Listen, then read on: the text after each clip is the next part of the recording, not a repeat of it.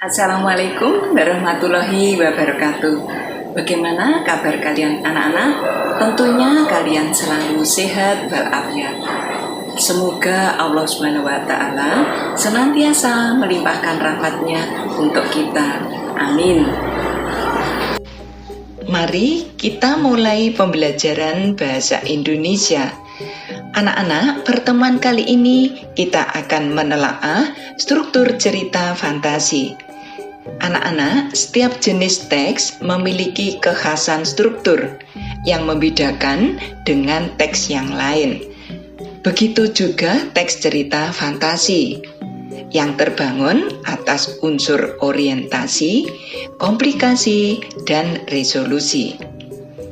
Anak-anak, kalian dapat mencermati tabel di buku Bahasa Indonesia kelas 7 Kemendikbud halaman 60 sampai dengan 62 tentang menelaah struktur cerita fantasi belajar dengan Gajah Mada. Kemudian perhatikan hasil penelaahan struktur cerita tersebut agar kalian lebih mudah memahami tentang struktur cerita fantasi yang akan kita pelajari.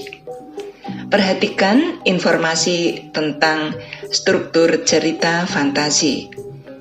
Struktur cerita fantasi terdiri dari 1. Orientasi. Bagian ini mengenalkan latar, tokoh, dan kisah baik dari segi waktu, tempat, maupun peristiwa. Orientasi juga bisa digunakan untuk menata berbagai adegan dan menjelaskan hubungan antar tokoh. Pada cerita fantasi belajar dengan Gajah Mada, orientasi diawali dengan memperkenalkan latar dan tokoh. Di sana terdapat latar waktu, yaitu Minggu pagi, ada latar tempat di Candi Trowulan, serta pengenalan tokoh utama yaitu Ardi, Handi, dan Dani. Yang kedua adalah komplikasi, bagian di mana konflik mulai muncul. Konflik adalah pertentangan atau kesukaran-kesukaran yang dialami tokoh utama. Komplikasi menjelaskan bagaimana sebab akibat konflik yang terjadi antar tokoh, mulai muncul masalah, hingga masalah itu memuncak. Pada cerita fantasi belajar dengan Gajah Mada, komplikasi berupa rangkaian masalah yang dialami tokoh utama. Masalah yang muncul dimulai mereka masuk ke lorong waktu yang ada di Candi Trowulan. Hingga masalah memuncak, mereka tidak bisa dikembalikan ke masanya karena masih belum bisa menjawab dengan benar. Baiklah, kita lanjutkan. Yang ketiga adalah resolusi atau penyelesaian masalah. Bagian ini adalah penyelesaian dari konflik yang terjadi.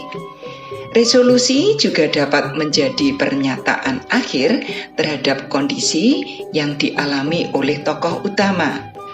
Pada cerita fantasi belajar dengan Gajah Mada, resolusi berupa kembalinya anak-anak tersebut setelah memberikan jawaban yang menunjukkan bahwa mereka sedang belajar menjadi anak baik. Jadi, yang penting, yang lebih dihargai Gajah Mada adalah menjadi orang baik, bukan sekedar menjadi orang yang pintar saja. Nah, demikian pembelajaran kali ini anak-anak. Semoga kalian dapat memahami dengan baik. Saya akhiri, wassalamualaikum warahmatullahi wabarakatuh.